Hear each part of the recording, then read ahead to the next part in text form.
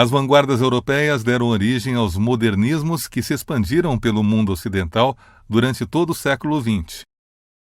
O cubismo surgiu em 1907 com a tela Senhoritas de Avignon, de Pablo Picasso.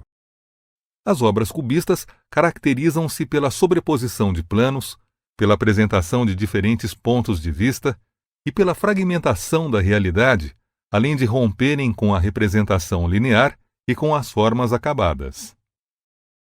No Brasil, a pintora Tarsila do Amaral utilizou técnicas cubistas para registrar aspectos da realidade brasileira. Além de influenciar os modernistas, o cubismo inspirou também o surgimento da poesia concreta no Brasil. Autores como Augusto de Campos, Décio Pinhatari, Haroldo de Campos e Ferreira Goulart tomaram emprestados alguns conceitos do movimento para definir as propostas do concretismo.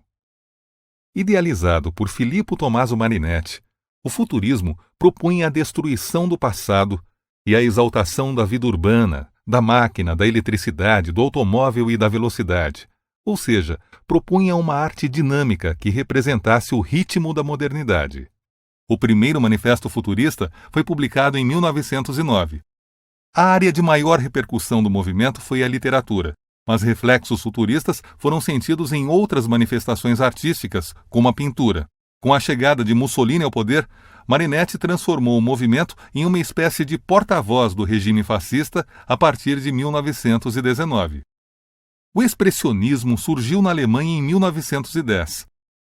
Influenciado pela Primeira Guerra Mundial, o movimento expressava os horrores, o medo, a angústia e o desespero humanos.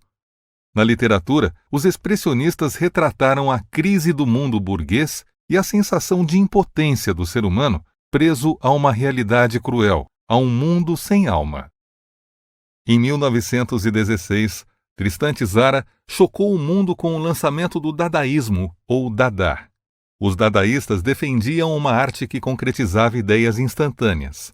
A ênfase do movimento estava na proposta da anarquia de valores, da destruição de formas e propostas estéticas.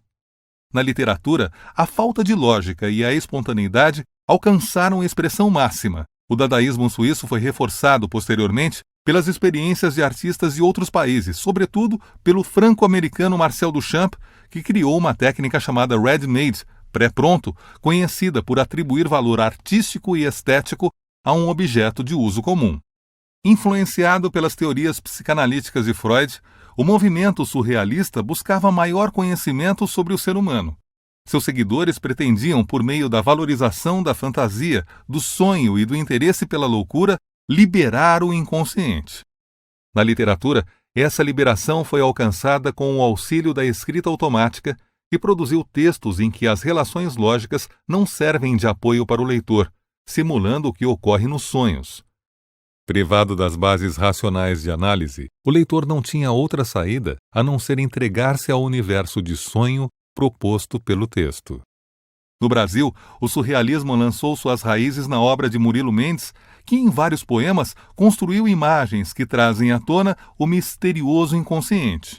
A principal herança das vanguardas europeias para a literatura brasileira é o impulso de destruir os modelos arcaicos, desafiar o gosto estabelecido e propor um olhar inovador para o mundo.